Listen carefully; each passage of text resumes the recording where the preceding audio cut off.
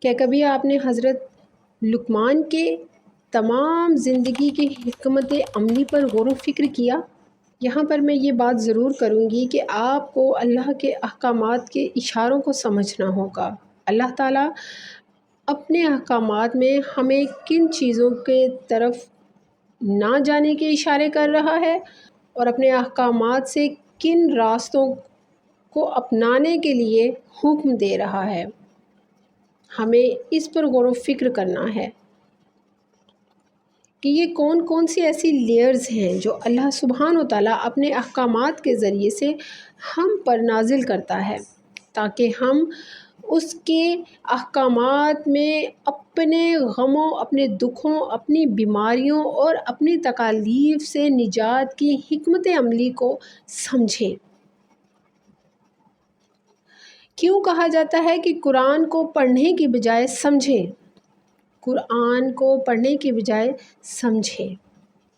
آپ دیکھ لیں، جن آیات میں اللہ آپ کو ظالموں کے بارے میں بتائے گا، وہاں سے آپ کو ظلم سے ہٹنا ہوگا۔ جن آیات میں اللہ آپ کو ناانصافی کرنے والوں سے ڈرائے گا، وہاں سے آپ کو ناانصافیوں کے عمل سے ہٹنا ہے۔ جن آیات میں اللہ آپ کو حق ادا کرنے والوں کے حقوق سے غافل ہونے سے بچنے کو کہتا ہے، وہاں پر آپ کو حقوق تلفیوں سے بچنا ہے۔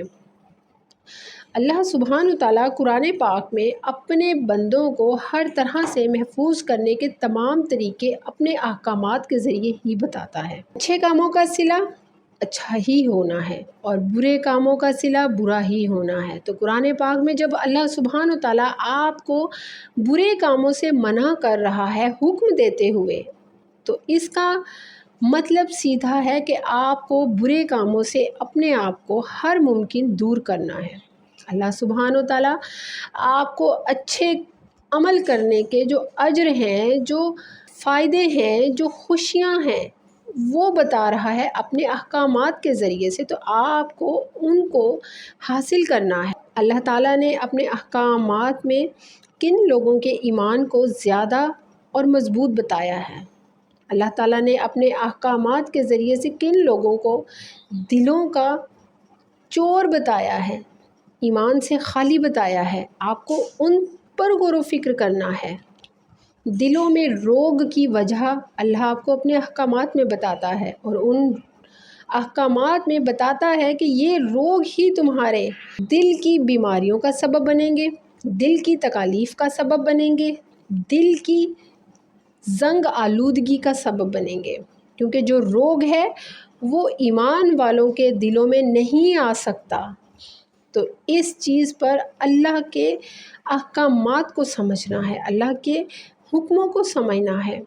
اللہ کیسے اپنی ایک ہی آیت کے ذریعے سے آپ کو ایمان کے ساتھ کس قدر ملٹی پلائی کرتے ہوئے بے انتہا اجر دینے کے خوبصورت احساسات سے نواز رہا ہے، مگر وہیں کئی آیات میں اپنے احکامات کے ذریعے سے سختی سے ڈرا رہا ہے، منع کر رہا ہے کہ نہیں، یہ خسارہ ہے، یہ نقصان ہے، اس کو میں پسند نہیں کرتا۔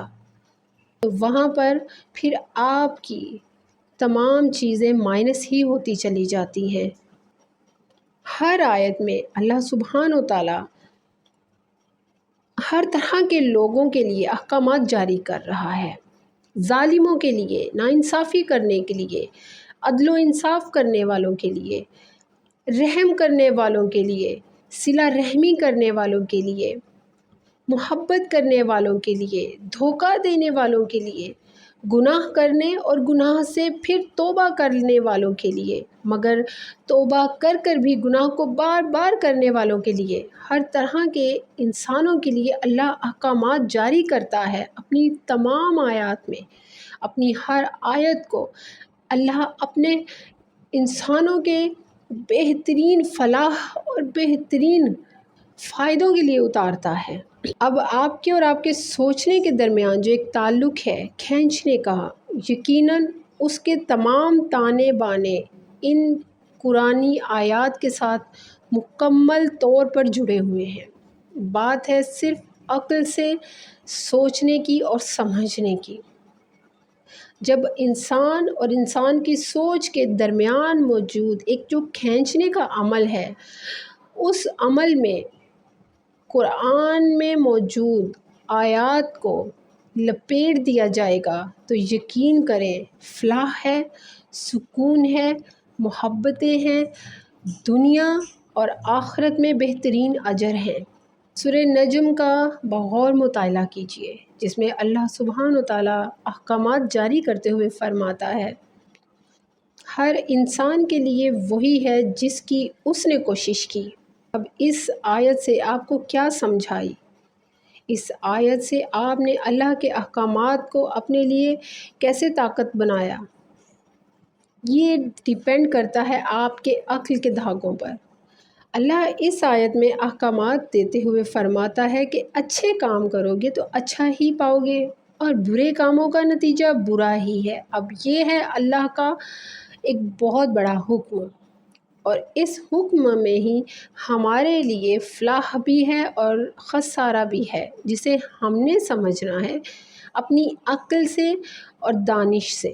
اب جو دین کے علماء کرام ہیں، جو دین کے بزرگ ہیں، وہ آپ کو اللہ کے احکامات کی جو گہرائیاں ہیں ان سے ہر طرح جوڑنے کی بھرپور کوشش کرتے ہیں۔ آپ اپنے بزرگان دین کی گفتگو کو، ان کی باتوں کو، ان کی کتابوں کو اگر مطالعہ کرتے ہیں تو آپ کو پتہ چلتا ہے کہ اللہ کے یہ لوگ آپ کو بہرحال اللہ کے احکامات کی گہرائیوں میں لے جانے کے لیے ایک چراغ کی مانند ہیں، ایک ایسی روشنی جو بہرحال آپ کو اللہ کے احکامات کی گہرائیوں میں اتارنے میں کافی مدد دیتا ہے۔ ہاں، اللہ کے احکامات کے اشارے کیا ہیں انہیں ہمیں سمجھنا ہوگا، اور اس میں موجود اللہ کی نشانیوں کو تلاش کرنا ہوگا۔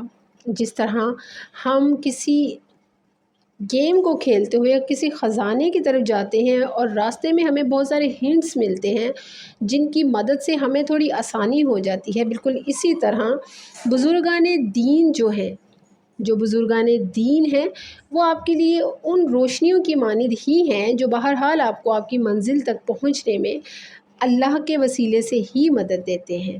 اللہ سبحانہ و تعالیٰ ہم سب کو خیر و برکت سے جوڑے۔ مجھے دعاؤں میں یاد رکھیے گا۔ جزاک اللہ خیر و بارک اللہ فیک۔